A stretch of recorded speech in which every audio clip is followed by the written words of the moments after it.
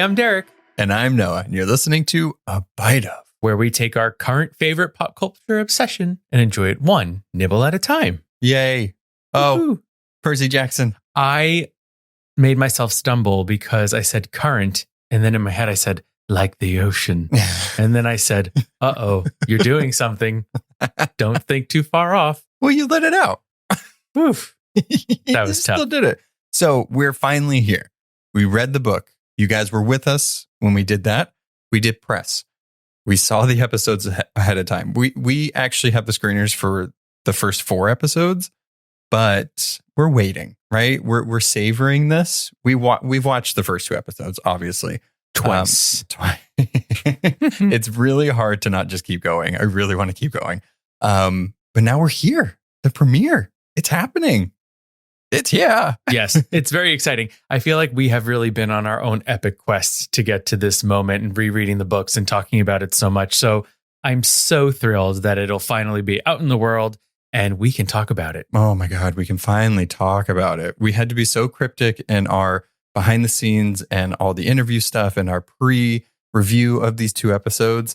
It's been, people would be like, what happens? I'm like, no, can't tell you. I'll give you a spoiler-free review. It's Percy Jackson. Yeah. Done. But so we're finally here. So before we get into everything, we're still on our way to 200 reviews. We're getting up there. So throw some stars our way. Leave a little review. If you like our Percy Jackson stuff, if you like us, whatever you want to do, just do it. Patreon. We got a Patreon. We have fun stuff going on there. We are going to be releasing that video of us taking those quizzes to see what cabin we're in. So stay tuned for that. But massive spoiler warning. Mm-hmm. We're covering the first 2 episodes. It's the 2 episode premiere, right? We're not going to release 2 separate episodes. Let's just do it all in one. This is a double serving of A Bite Of. Oh. Oh my. Double serving. So let us officially take a bite of Percy Jackson and the Olympians, episode 1. I accidentally vaporized my pre-algebra teacher. And episode 2, I become Supreme Lord of the Bathroom. Oh, these titles are so much fun. They're so good. And they're taken right from the chapter headings in the book. So good. If you, that was one of our favorite things about rereading this is they were very clever, but they were a lot of fun. Sometimes it was just like, we captured a flag. It's like, cool, we got it. But in this one, they were very selective with which titles they used. And both of them are from the book. 100%. And so in episode 1, which is written by Rick Riordan himself, Jonathan E. Steinberg, and Daphne Olive, directed by James Bobbin, we meet young Percy Jackson, who eventually stabs his math teacher. He and his mother take a wild trip to Montauk, where he rides a tighty-whitey clad Minotaur, turning it to dust. Ooh. I know. I thought I wrote it so it didn't sound like that, but then reading it out loud, it did sound like that. But that's not how I meant it. Yeah, no, we have feelings about the Minotaur. If you listen to our episode on that one. And you know what, though? I think the world has feelings about the Minotaur because they made sure that those tighty-whiteys were real. Yeah. And I also think there's something people were saying like Minotaur Bay and stuff like that. So it's like, it's fine. People get it. We were just reading the description. Yeah. So if that's what you took from it, that's what you took from it. All right. So the first episode, one of the things from our talking with the cast and creators and all of these people, and especially Rick and Becky Riordan, had specifically said, if the relationship between Sally and Percy don't work, the show doesn't work. And what I really liked about the first episode is they made it work. Because really, I want to say this series kicks off with Percy and his mom having a conversation. So we see younger Percy at the beginning of this episode. He's like in 2nd grade. And I like seeing this because in the book, he talks about how like his field trips went bad and he kept going from school to school, but we can finally see that happening a little bit. And there's a conversation with young Percy and his mother, and they're in front of the Perseus statue. And he's like, is that why you named me after him? Because he's a hero. And she's like, well, not everybody that looks like a hero is a hero, and not everybody that looks like a monster is a monster, which is a great way to teach your kid about things, that don't judge everything how it looks. But I love, and I feel like it's going to be like the sentiment throughout this whole series, is she says, hold fast and brave the storm, Perseus.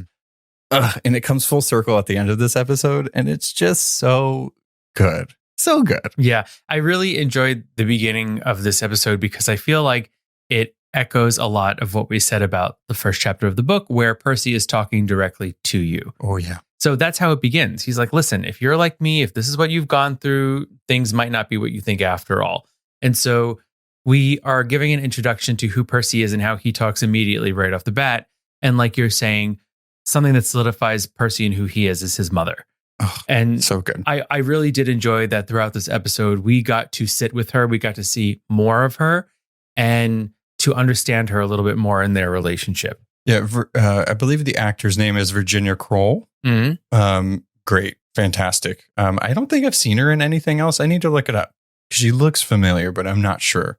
But really great. I feel like for me in these first 2 episodes, that relationship and any time they were on screen together was the high point for me. Rest of the stuff is very good, but it's just they really sold the emotional weight of what they're talking about in there. And I have something to say whenever they get to Montauk. But before we get to that, we really get these first 2 episodes, this first episode in particular. Again, we're seeing the story kind of in Percy's point of view. We hear words, we see things, but because Percy doesn't really know what any of that means, we still don't know as viewers what that means, right? And so he talks about how like he daydreams, he has dyslexia, and he can't really think straight. Everything's jumbled. And he thinks that all of the things he's seeing aren't real. They're real. Right. But he thinks they're not real, which brings us to the Met. And this is really where the series kicks off. We get our first look at Chiron. So good. Glenn. I love that in Percy's young life, everyone around him is very heavy-handed in letting him know that he's special. Yeah. Like his mom has that whole speech with him at the statue. Chiron's like, things are not, whatever he's saying. And like even Grover's like, don't, lean into it. It's okay. They're not worth it. It's like everybody is like, oh my gosh. No, Percy, don't do this. Don't do that. And it's like, he doesn't realize that. He's just like, I just have really wonderful people around me, but they're doing it for a reason. Yeah. Chiron is very heavy handed with like, I believe in you. You'll get this stuff. You need to get this stuff or you'll die. By the way, here's a pen. Take this pen. Also, I think the funny thing about seeing this stuff in live action is like some of that stuff happens in the book, right? And his pencil broke because he was writing something, and then he gives him the pen, which we know as Riptide, his sword, when he uncaps it. And I'm like, what if he was going to finish his schoolwork like a good student and then through that clipboard? It would have been a much different fate for Nancy Boba Fett in that moment. Oh my God. Speaking of her, the worst.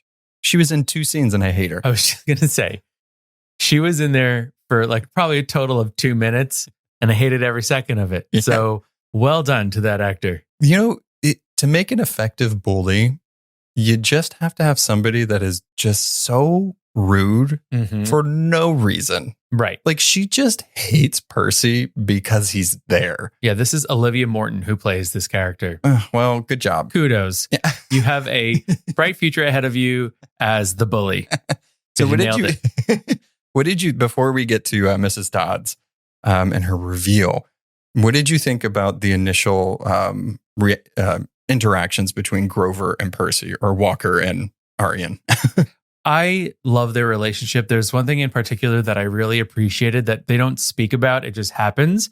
So when they finally sit down at the fountain to have their lunch, they both open their sandwiches without saying anything. So this is something that they've done before. And Grover, as we know, is a satyr. And so he loves nature. So he's not going to eat an animal byproduct. So Percy takes his cold cuts. I guess he takes the cheese. He's not vegan. And they switch their sandwiches. So right there, we're seeing that they have a routine together. There's an understanding. Exactly. They understand each other. This is something that they've done before. So that relationship is really there. And I just think that they're both they're just cute, the two of them together. So I really like that. They're fantastic. I really liked them showing us they're in their like cafeteria at Yancy Academy, and they're playing with the Mythomagic cards, which I'm assuming we didn't get a name, but I think they are. When we get our first glimpse of the Minotaur. But those scenes, I think, are important to establish as viewers. They have a connection. They're best friends and they're in it together. And it's his first kind of found family member that was the first one that became his friend because we saw second grade and he didn't really have any friends. Right. So the story is very much about that self-discovery and finding those people that you can kind of take along your journey or your quest with. Which I think is what makes, so they do a bit of a switch up here after the whole Nancy situation, but Grover kind of throws him under the bus, which is like kind of it's basically a knife in the back for Percy. And so by seeing how close they were to see Grover do that to him, it's like shattering his world a little bit. And mine. Like because it doesn't happen in the books. And I'm not saying everything has to happen, obviously, but like I didn't expect it. I thought they were just going to be like, oh, whatever, because he does still get kicked out anyway. Mm-hmm. But like for him to do that, I was like, I know why you're doing it. But Percy's face when he was like, Grover, I was like, Grover, you're supposed to protect him physically, mentally, and emotionally. So let's talk about Megan Mullally, a.k.a. Mrs. Dodds, a.k.a. Alecto. So one of the Furies from Hades. She sold it from the first look, looked fantastic. She hated Percy with a passion, sided with Nancy, red flag right there. But the transition, the mist falling away and her going from Mrs. Dodds to the Fury. The leather jacket into the wings. Wow. How dare you? Oh, so good. I just like how she like slinked through the kids, but every time she took a step, the wing would come out. I was like, oh. I like that she was knocking kids out of the way too. So good. Fantastic. Like I didn't need any more. I was going to say a spoiler. I don't need any more. But I think it was a good introduction of like, there are things happening underneath our noses, but we just don't know about it. Mm-hmm. And poor Percy just like not understanding anything. But very good. I think for the first monster introduction, fantastic. Visual effects killed it. Yeah, I agree. I thought it was a really slick scene. I love the transformation.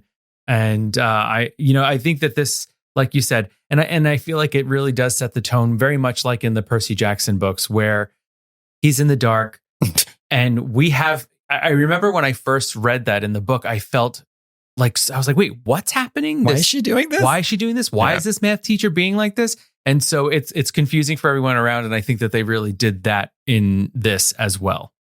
They achieved that goal. One of the things we find out with this is, so there's a mist, like a veil that keeps the mortals away from the magical world. And a really cool detail that they did in this, and I'm not exactly sure, but I know in the books this happens. We're going to reference the books a lot. Spoiler.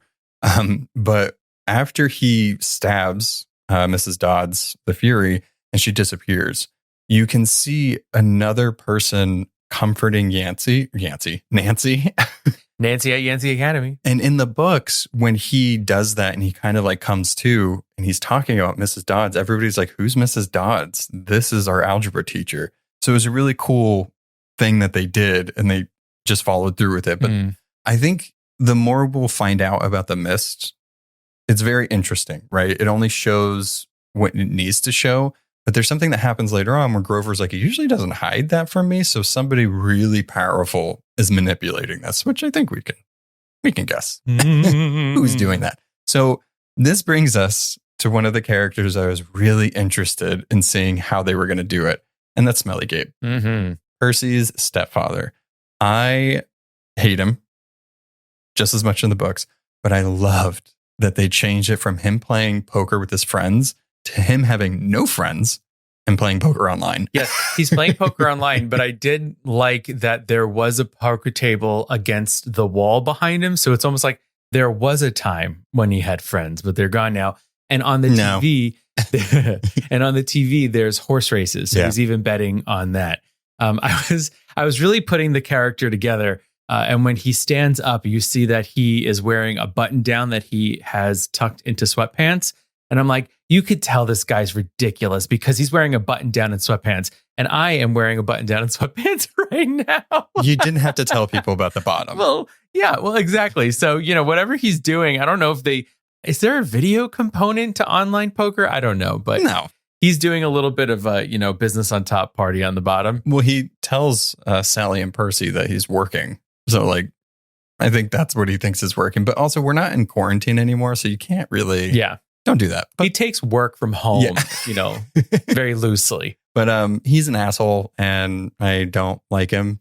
Very well portrayed, but I really don't like him.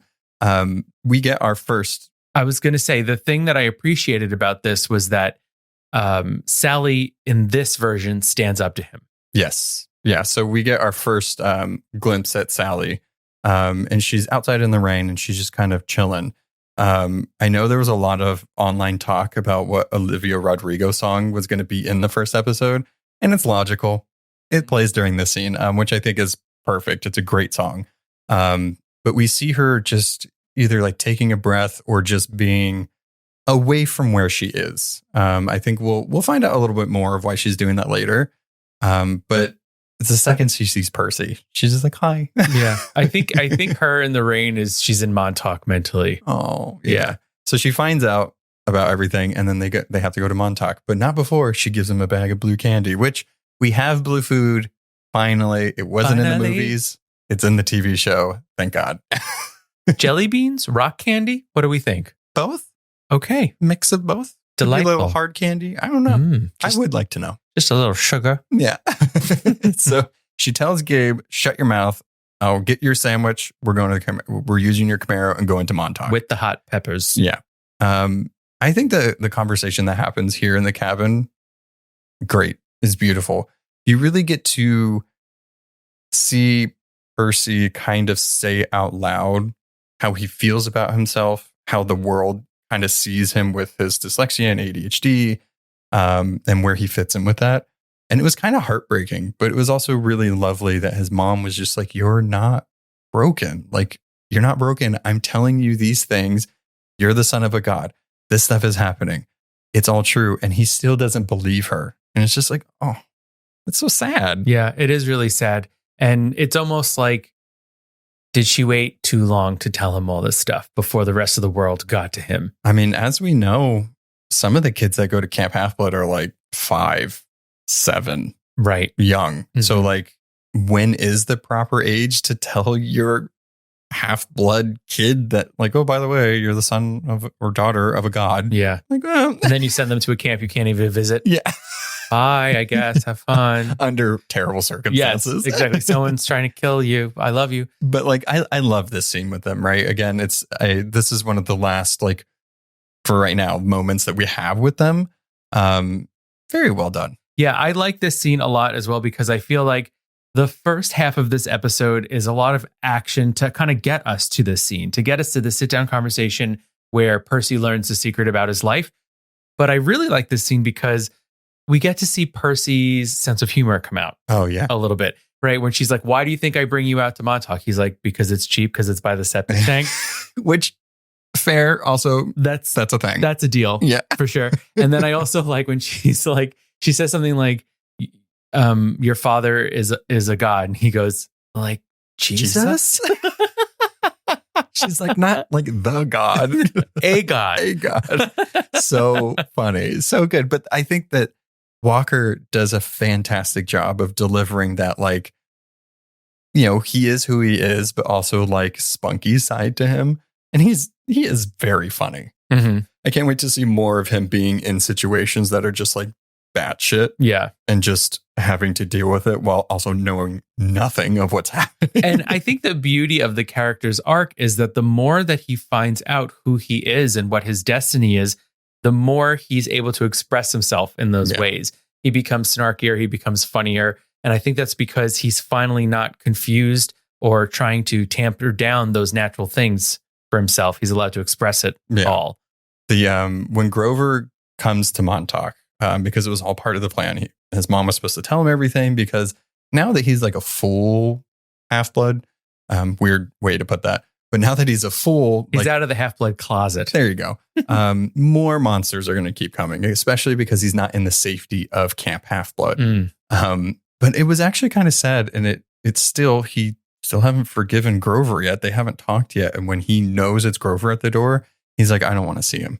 And it's like, oh, but he's trying to help. But it was really funny when he first found out that he had goat legs, and he's like, why is there half a goat in your pants?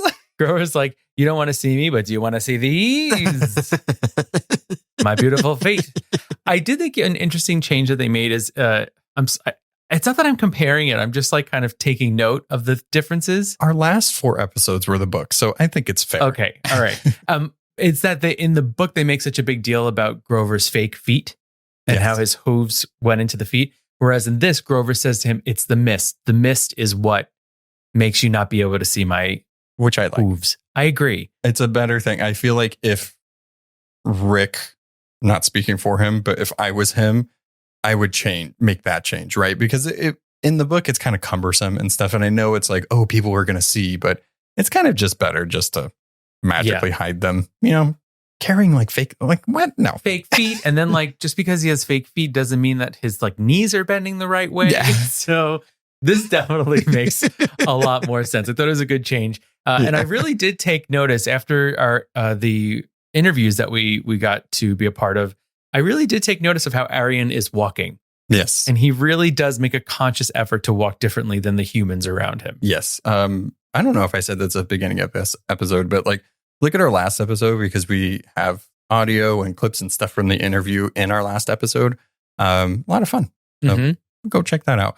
So we get our climactic ending to the first episode, and it was everything I could have hoped for. It was fantastic. I loved it. So we have this frantic drive to get Percy to Camp Half-Blood because the Minotaur is after them.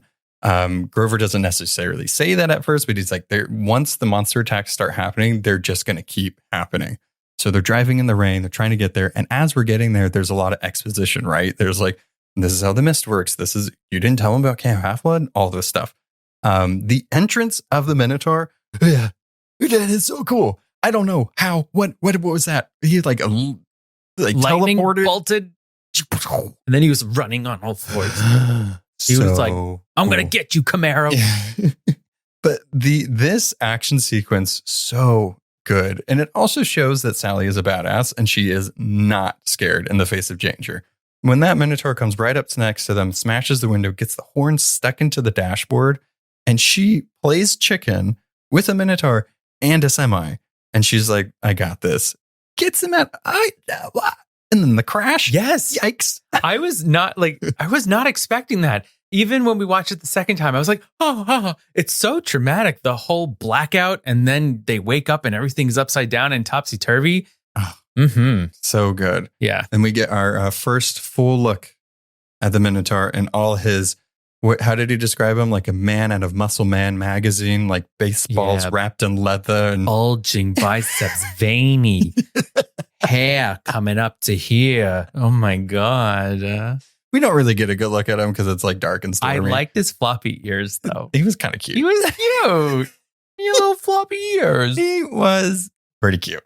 Yeah. And so Sally, because she is mortal, she can't go to Camp Half-Blood. So they have to part ways, and Grover has to safely take him there. And they're like, okay, don't really like this, but bye. So she plays Matador with a bull, and then gets poofed. Yeah. Bye-bye. Yeah. So Percy was running up the hill towards Camp Half-Blood, but when he sees that happen, he turns right back around. Grover is just laying in the dirt like, no, come back. Ugh. And Percy has his fight with the Minotaur. Oh, so good. How he just charged towards him, got that horn off of him, rode on top of him, and stabbed him in the head with his own horn. The head. That was fire. So good. I like how when Riptide got thrown away from him and he was going towards it, it disappeared. He was like, It was in your pocket, Percy. Just reach in your pocket. But like, rude. Yeah. Like I would hope that the magic would be like, okay, he's coming towards me. Like, I'm not going to fake him out by like disappearing. It should have gone to his hand. It should have gone right back to his hand. We have some questions about Riptide. Yeah. Riptide, I feel like is an inanimate object, but that is animate. And has jokes. Yeah. It's just like, not my fault, demigod. You shouldn't have dropped me. You shouldn't have dropped me.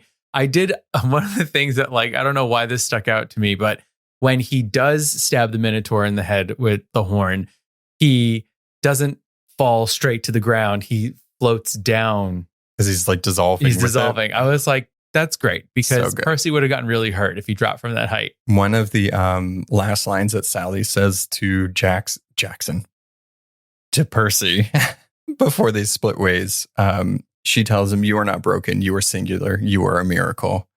Ugh. Mother's love. Yeah. Mother, Sally Jackson, the best mother in existence. So good. You don't belong with Smelly Gabe. Just saying. She does. You know what? She doesn't, and she knows that. Yeah. That's why she frequently sits out in the rain. So can I just mention, before we go to episode 2, I want to mention a few things about the episodes themselves. So one, there was a Rick Riordan cameo in this episode. In the first one. He was one of the people that was sitting in the room when he was getting reprimanded at Yancy. He was dark and quiet in the corner. So he was there. That's it. That's his only cameo. That's what he told us. He said he has one cameo and that's it. I love it. Whenever authors appear in the TV shows or the movies of their works, I cannot help but exclaim at the top of my lungs, "That's X author." Like Stephanie Myers. Stephanie Meyer at the diner. She's just like, I don't want that. Okay. Yeah. And then also the credits, gorgeous. They showed the entire series, not series, the first like things that happen in the book in the credits. Beautifully done. But I love the extra added thing at the end of the credits that it shows like a next time on. So good. It's just like fun. Now, in our screener, there was no like introduction to next time on. I'm wondering if in the actual release, if there will be a voice. That would be fun. But we got like the pre-final decision. You know? Maybe. Because it was like a surprise. We were like, wait, what's happening? Oh, yeah. It just shows like next on. Yeah. Or not. It doesn't say anything. It's just like, yeah, exactly. this is the next episode.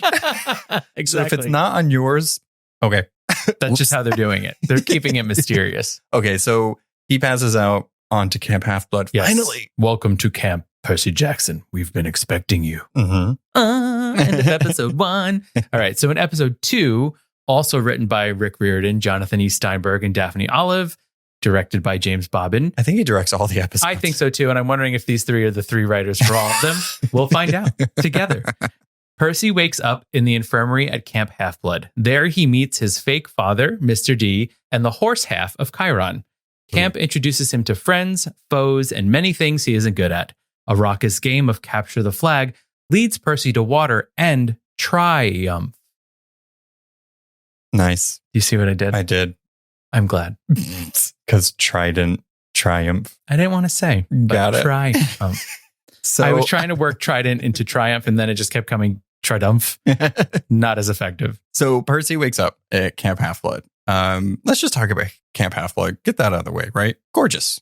It looks exactly what I would think a camp for like descendants of Greek gods on Long Island would look like. I want to go to there. I want to go to there Okay. too. There's a gorgeous lake, beautiful woods, a bridge spanning a valley of 1,000,000 miles. With lots of colorful ribbons. Oh, the ribbons. Also Now that's my type of bridge. strawberry fields. Ah, fantastic. Little satyrs everywhere just tending to the land It's really good. and the cabins. It's great. Like this is what I pictured in my head. I think one of the things that didn't work well for the movie was it felt so small. Like you could tell the set was small, but it didn't feel expansive. Like it didn't feel like, okay, we need to like really carve out this. And every little scene that we got in Camp Half-Blood was like really thought out. Even when he first meets Mr. D at the big house, like that stained glass that was behind him with the lake. So good. Where can you and I go where we can play Uno in some sort of glass gazebo overlooking a lake? If any of our listeners know, let us know. Do you have the Airbnb listing? Please send it our way. Because I don't think there's any out here. It's gorgeous. So good. So the first god that we get to meet is Mr. D, aka Dionysus, aka the god of wine and AKA luxury. banned from drinking alcohol ever again. Fantastic. So funny. It's a little bit of a character change, I think. He's more funny, but he does keep things that he shouldn't. Loved it. I loved Peter Johnson. He just did not want to say his name correctly at all. And again, this is like we get to see Percy being a snarky little 12-year-old where he's like, Peter Johnson's here. He's like, that's not my name. Yeah. Okay. And he would say his name again, and he's like, I just said your name. He's like, did you? I don't think you did. And then we get to meet Chiron in all his horse glory. So good. I loved now knowing that when we had that conversation with the visual effects supervisor, how he said that Glenn, the actor, actually was riding a real horse and they just like removed the horse's head in post and moved him forward. And it's just so good. And that's why his movements just seem so natural because he's actually doing it. When he's first taking Percy around the camp and there's a shot of Percy walking next to him and he's walking next to the side of a horse, it's very cool because that's the real horse. Mm-hmm. I mean, he was really walking next to a horse the entire time. Beautiful horse. Yeah. So good. I loved it. He's like, you're a horse. Okay. Just not phased. I think after like he got attacked by Fury, he's the Minotaur, his best friend is half goat. He's like, fine. Within a 24-hour span, he has killed 2 monsters in 2 different ways. He's seemingly unfazed. And he thinks his mom is dead. Yeah. He saw his mom blow up into golden light. Which, to be fair, just like Grover said, it could be worse. Yes. I loved Grover thinking about what a human would be like if they were squished. And he was like, in my mind, it would be like a old banana. Yeah. He's like, and that's not what happened. Yeah. He's like, it was a little more glowy than that. Yeah. So not as much blood and gore as I thought. Something's up, I think. So we get our first look at Cabin 11, the Hermes cabin. And this is where everybody goes that has not been claimed yet, the unclaimed. So cool. Just like bunks, kids hanging out. It looks very well thought out for kids. Mm-hmm. That makes sense. Like it doesn't look like it's made to look like luxury or to like chill out here or whatever. It's like, it looks like it's for kids. Like there's tables here and there's like the bunks are the right size, you know? Yeah, I agree. And, you know, not to bring up the movie again, I remember one of the things that lost me in the movie was when Percy finally gets to Poseidon's cabin. It's not really a cabin. It's like an open air lakefront dock. I'm so like, bad. What? That's not a cabin. Like, that's ridiculous. So seeing the camp really look like a camp, a summer camp for kids, even the way the bathrooms look, right? Mm-hmm. Nothing super fancy. It's, you know, toilets and some wooden doors, and that's the bathroom. Yeah. It's like, this makes sense. And the Hermes cabin has all these bunks because it is for the Hermes kids and for the travelers and the unclaimed kids as well. Yeah. So there has to be a lot of bunks there. And when Percy actually sets up his sleeping bag on the floor, it was already set up for him, which was nice. And he thinks, here comes a Luke, the big old bully. And I liked that because of how he was treated previously, he assumes that these kids are going to be mean to him. And Luke is really nice to him. He's just like, oh, yeah, hi. He's like, dude, props. You killed a Minotaur. Yeah. That's pretty badass. Welcome to camp. Oh, so good. Yeah. I loved it. Yeah. And so Luke kind of gives him the backstory on glory. Yeah. And, you know, kind of bringing yourself to feats of skill. And that's how people will notice you. And that's how you'll make your name for yourself. I really liked how Luke was the mouthpiece almost for a lot of background stuff that we find out, right? He tells Percy in this about the glory. He's like, that's kind of like you do quests and then you get glory and then you're like seen by your parents. And like, that's kind of what our job is. That's who we are as demigods. But we also find out that like, you know, there was a pact between Zeus and the big three and like to not have any kids. That's a thing because the big three cabins are supposed to be empty, you know, but we also find out that Talia and Annabeth and him came here via coming to the camp, and Talia is no longer with us. We'll find out about her later. Yeah. I wonder if we'll find out more about her in the first season. There has to be a season 2. Well, I think we have to find, they better tell us about the tree. The tree. The tree. The tree. But yeah, I there better be a second season. Yeah. I also really appreciate that in these first 2 episodes, because this is really the only episode that we're at camp for this season. Not to spoil anything, but like by the end of this, you know, he's going to go on a quest. That cross-country trip's coming. Yeah. So fantastic. I liked how quick it was, right? Mm-hmm. It was like, we need to train him. We need to see what he's good at. He's not good at archery. As we found out in the books, he's not good at anything except for swimming. Right. Yeah. And I mean, that's just Percy. He's so new to all of this. How could he really be good at any of it? And I do like that part of his story where it's not like, oh, I'm a demigod. It turns out I'm amazing at all this stuff. It's like, no, he doesn't have the skill yet. No. We also see that he learns about burning the food. So then he takes his blue candy into the forest at night and he burns it to try and talk to his mother. You know what I loved about that is that Luke told him, you burn this so that way you can pray to your parent, essentially. And what he does, because he knows his dad's not there, and he's like, my dad abandoned me. He's not here. Why isn't he talking to me?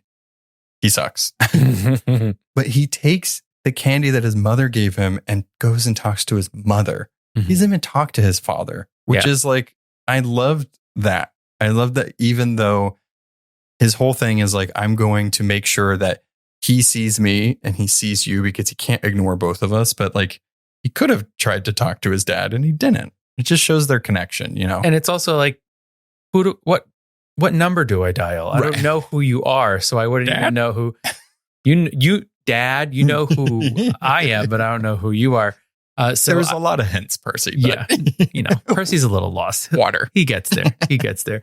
I do want to just also take notice of, just speaking of mothers, that we get a little more of Grover's world in this episode as well, because he sees that Chiron and Mr. D they don't want Percy to know that Sally might be alive. And that's not sitting well with Grover. So he goes and fair. Yeah. He's like, look, I already fake double crossed this kid once before I threw him under the bus. I don't want to do that again. I believe that he should know what's going on here. Fair. So he heads into the forest to go talk to the Council of Cloven Elders. Yes. Which we don't actually hear that conversation. No, but we do see from our conversation with Becky Riordan, she did talk about the actor that played Helena, I believe. Helena's the actor. The actor, right. She's just a naiad.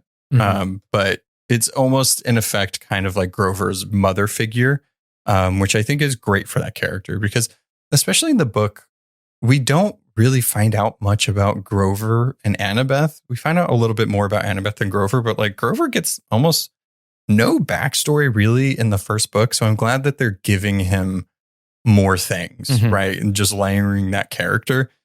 Because I think for a television format, you kind of have to. You have to give me a reason to care for this character, right? Outside of just the protagonist, right? And I do like that he has somebody that he can go to. And by the way, looked fantastic. That first appearance of kind of her waking up from the tree was such a cool moment. Because you didn't know what was going to happen. No, you just thought he was walking into the forest. Yeah. It's a face. Holy smokes. It's that a person. was cool. Yeah. God. We got to talk to the costume designer, Tish Monahan. And I loved hearing her talk about that. She was like, no disrespect to Groot, but like, I wanted her to like not look like that. Mission accomplished. Mission accomplished. Absolutely. Fantastic. Yeah. We also do get introduced to Clarice, who is the daughter of Ares. I love her. I love this character. I love like a complicated, she's a bully, but like there's more to her than meets the eye. She's fantastic. Yeah, she is a bully, but there's a difference between her and Nancy.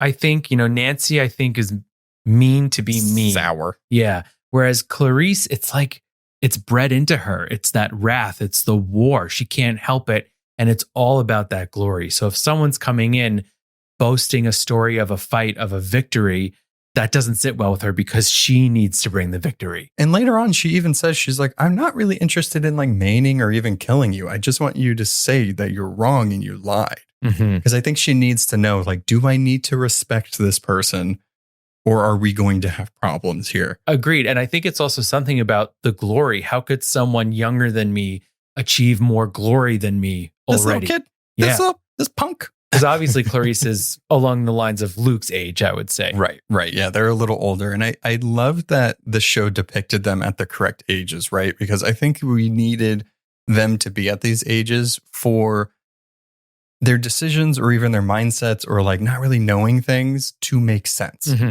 Also, I want to say these kids and choreo, just like stunting and fight choreo and all of that, they're like 12. Yeah. I can't bend down and tie my shoes without being like, ah. Oh, don't talk to me about my back. I completely agree. I think that these kids are killing these action sequences.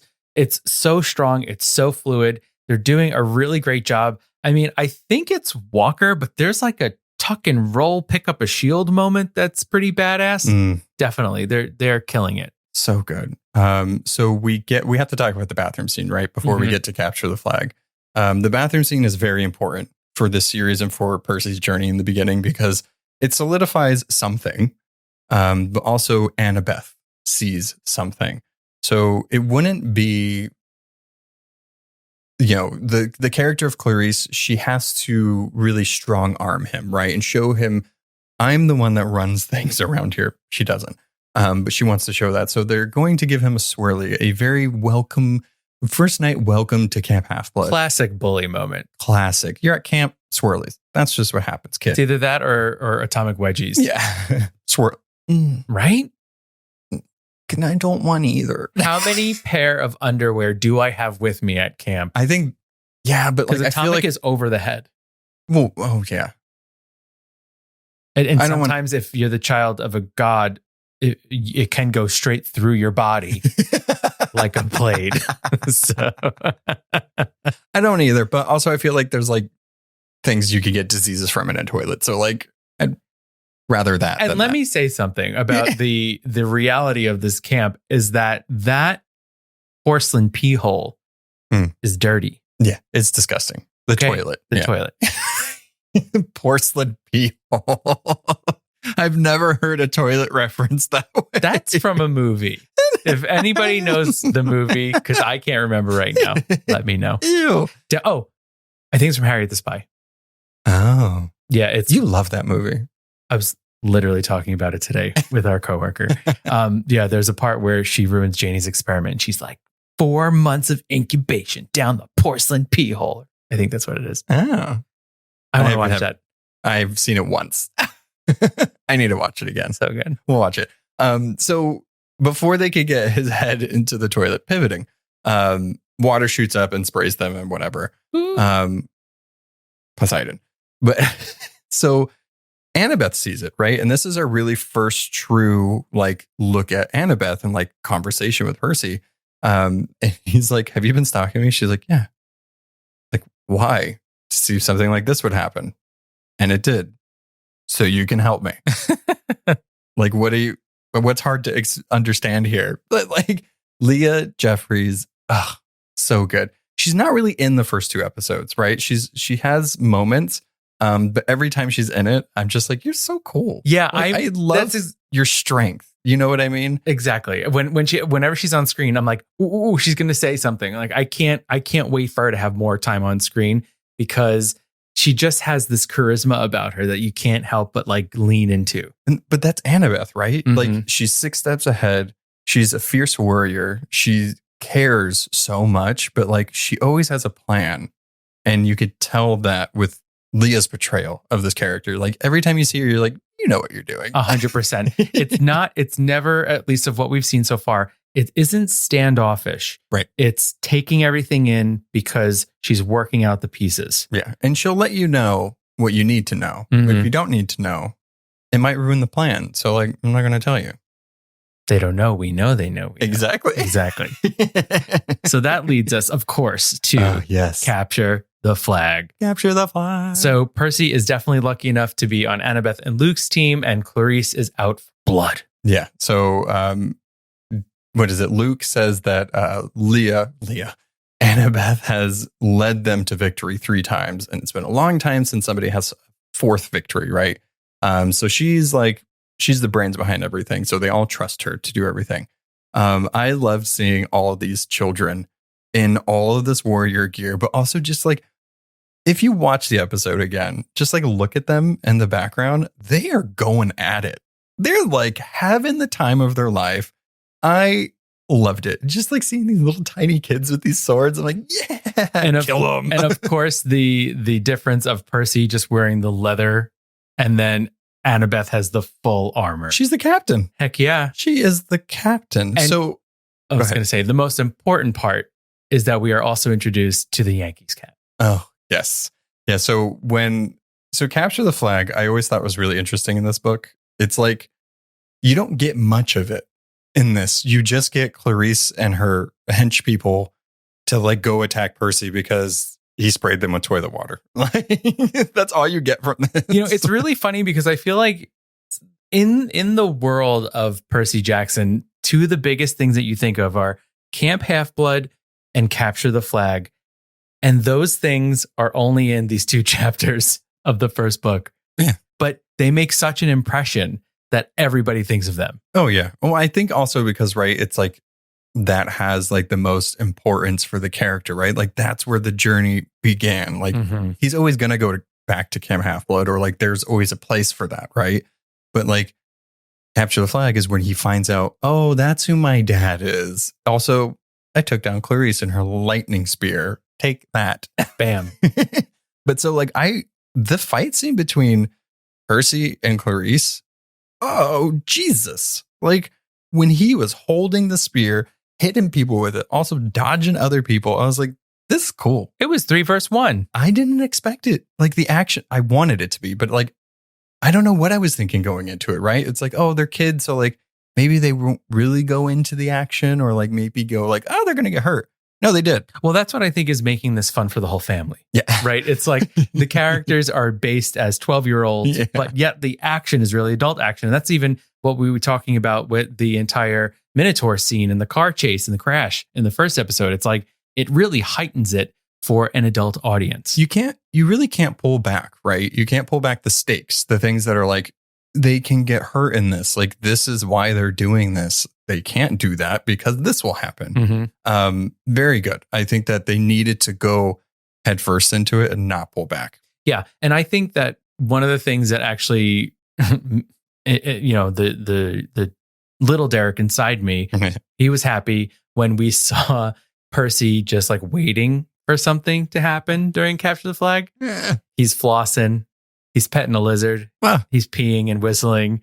It was like, it made me chuckle. And it was all part of Annabeth's plan. I love that not only did she strategically know that was going to happen, she won Capture the Flag, because I'm assuming she told them where to go. I think she did. She told Luke where to go. You're actually getting the flag. I'm going to watch Percy get beat up. We're going to do it. Yeah. And she just put on her Yankees invisible cap and was like, I'm just going to watch this happen. And I love that, like, when she reveals himself or herself, he's like, you were there the whole time. And she's like, yeah. He's like, so you were here the entire time, you watched it and you didn't do anything? She's like, yeah. So and good. then she's like, Percy, I'm so sorry, and pushes him in the water to prove her point that she knew, okay, he is part of the big three. He is Poseidon's son because water. Like, she figured it out before Percy, and Percy has experienced all this water stuff. Never have I seen anybody go into the toilet and have it explode like that. Maybe firepower. Go around their head and hit the people.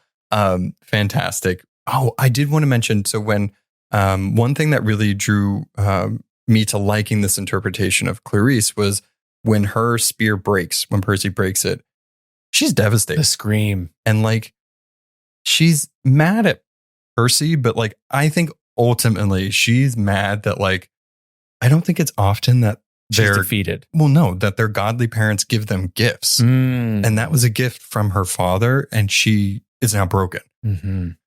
Good point.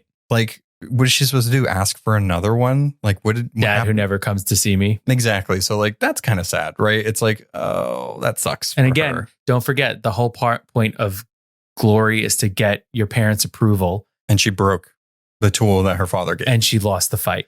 Yeah. Not good. Sorry, Clarice.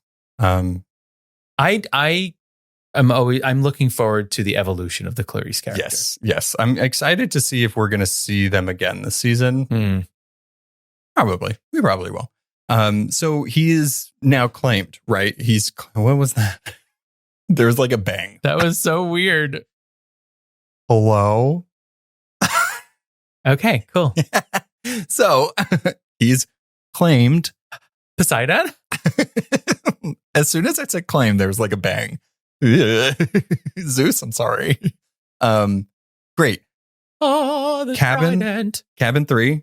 Oh, so good. Where does he sleep? Does he sleep in the water, in the pool in the middle? He just floats. Yeah. He can't get wet. I love the thing of like, because he's part of like the big three, or like a higher on the hierarchy god, like there's just more like aspects to his powers, right?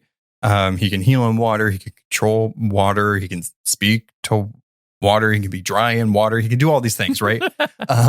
But like we see from some of the other ones, we don't really see them exhibiting powers like that, right? Yet. But I want to think that he does have to sleep in that pool of water. That was the first thing I noticed. They opened the door. They're like, "You're the first and only one here." I'm like, "Where's the bed?" You might have to stir it a little bit because nobody's been here. Well, they're like, "Listen, we are not taking care of this pool anymore. This is on you now. You've now inherited this. Here's the schedule of the cleaning." Well, don't forget though. Sorry to segue from the inner workings of Cabin 3 because we really only get a glimpse of it, right? There's really not. It's nighttime. It looks nice. Right? It looks spiffier. It looks higher end. Agreed. Than Cabin 11. But the bad thing of him being claimed by whom he was claimed by is that they're not supposed to have kids. Gonna start a war, secret love child. Yeah. Yeah. So not good. We get a conversation with Chiron, Mr. D, and Percy at the moment. And we find out kind of the point of the first book / first season. The Master Bolt, Zeus's Master Bolt, the bolt to rule them all has been stolen. And he did it. And he did it, apparently. Yeah. In the grand scheme of things, it would make sense, right? Like, if I was Zeus, I'd be like, you have a kid when we weren't supposed to have kids. Of course he stole it. Like, why would he not steal it? Stolen it. I think the interesting... Brains. I think the interesting thing is that the gods are not all knowing, right? They're very powerful, but they don't know everything. They can still try and surmise things, but not know the truth. Well, they like the smell of burnt food, or begging, as that one person said. But like, they're not all that great. No, they're not. They're just great. Messy bitches. Yeah, but so he is given this thing of like, you have to like find it. Who took it? Probably Hades. And then Grover comes in to tell him, your mom's not dead. Yeah. And I've heard that when mortals are at the edge of death, Hades can like, boop, kidnap them. He's like, so take that, Mr. D and Chiron. Yeah. We're best friends. Good for Grover. Because also, like, if you think about it, if he's going to have to go to the underworld anyway, like, why not just tell him that his mom's probably there? Go pick up your mom while you're down there. Like, how rude. Hello. Why not make the quest bigger? More pressure. More. Yeah. You're sending a 12-year-old across the country. And they're like, you got it, kid. Yeah. Good luck. We'll send you with 2 other 12-year-olds. There's also a stipulation with the quests that it's always taken up by 3. We know who our 3 are. Luke, Clarice, and Percy. Imagine. A twist. A twisted version. He changed it for the show. What a mess that would be. I wouldn't like it. Oh. No, I need my Grover and Annabeth and Percy together. He needs 2 people to support him, not try and take him down the entire time. The entire time. One thing that we haven't mentioned yet, though, that happens in these 2 episodes is these visions / dreams that Percy keeps having. They're a little different from the book, but I like it because ultimately the dreams are all kind of leading to one thing. I want to go out on a limb and say that person in his dreams that's like taunting him, like, stop while you're ahead, little hero. You don't know what you're doing, blah, blah, blah. I'm curious, who do you think it is? Because if they're ultimately kind of setting it up for more of the series, do you have a theory of who it might be? I think it ultimately is the Titan. Kronos? Yeah, I think it's Kronos. Yeah, that's what I'm thinking too. Like, I don't think it's Hades. Like, that would be kind of odd. Hades, I think, is right now just stuck in the middle of his 2 brothers. He's just like, guys. It's like, I'm under here. Stop involving me in this. I have too many people here. Have you seen this place? It's overrun with the dead. So that's the first 2 episodes. It's very introductory, right? Very well done. I think it's crafted beautifully from the source material. I'm excited to see where they go next. I need to know. I want to see Medusa now. And I think that's the next episode. That's the next one too.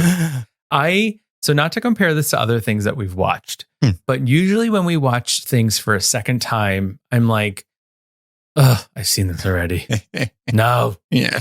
This time, the second time around, I couldn't believe how quickly it went because I was enjoying it so much. It didn't feel like, oh, we have to watch it again because of this. It was exactly. I kind of want to watch this again. And I was excited. I was like, oh my gosh, I forgot that. They are a great length too, because it feels like a lot happens, but they're 37, 34 minutes, 40 minutes. Kind of standard, but like not that long, right? It's not an hour long. And I like how it had that feeling from the book. It's very episodic. This thing happens here. Now we're in Montauk. Now we're in Camp Half-Blood, so it's not all about the extra stuff, right? You're right. The information they're giving you is pertinent to the plot. And now we have 6 more episodes, and we have to go to New Jersey, New York, Denver, Las Vegas, St. Louis, LA. That's 6 places. We're going to be flying through these episodes. That's a lot. Yeah. Oh my God. I'm excited to see our trio. They're fantastic. I think perfectly cast. I don't even know who could be them, right? They had to find people that like are new because they're younger, right?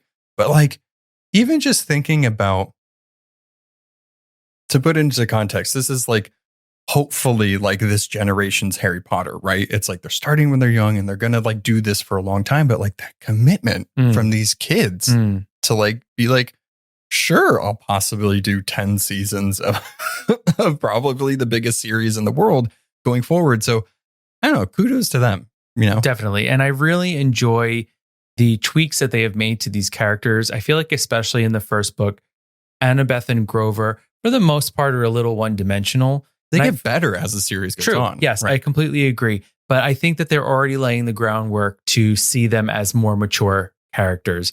And especially in the depiction. Yeah, exactly. Yeah. And in the depiction of Grover, whereas Grover in the books is just a little nervous guy, right? He bleats a lot. Exactly, which I do miss a little bit. He hasn't done it yet. No. But he does have his horns and his hooves. But I do like this Grover that truly does care for Percy and is willing to almost break some rules to make sure he's taken care of. Yeah, I mean, the satyr's job, right, is to get a seeker's license to then blah, blah, blah. I'm not going to spoil it for people that are only watching the show. But you can tell, right? It's not just like, okay, I just need to get these little demigods to the camp so I can do this thing. It's like, no, he loves Percy, right? He's actually his friend. Oh, so good. Yeah. That chemistry is great. I can't wait to see the other gods that we're going to see. It's very exciting. We have like, I'm just thinking in my head of like that list that I put together of like just the extras, the gods and monsters. We have a lot. Oh, so exciting. Yeah. So let us know what you thought of the first 2 episodes. Did you like it? What cabin are you in? That I want to know. Is anybody hanging out with me? Yeah. No. Which one were you? I don't remember. Oh, great. It was like, who was the god? I don't remember. Demeter? Yes. Okay. I like how I remember. Well, it was like some sub god that nobody thinks of. Typical. I got Percy's, cabin. We're half brothers. You guys are just sleeping in the pool. Yeah. On inner tubes. I guess we want to get pruny. That's fine. Maybe rafts. You sleep in the raft. So the next episode 3 and episode 4, we're going to be releasing the day the episodes come out. After that, we're in the dark. We haven't seen anything. Oh my gosh. Which is half the series. That's wild. Crazy. Okay. So till next week. Also, Christmas is coming up. Happy holidays. Happy holidays. Yay. Thank you for being the gift that keeps on giving, everyone. All right. Till next week. Bye.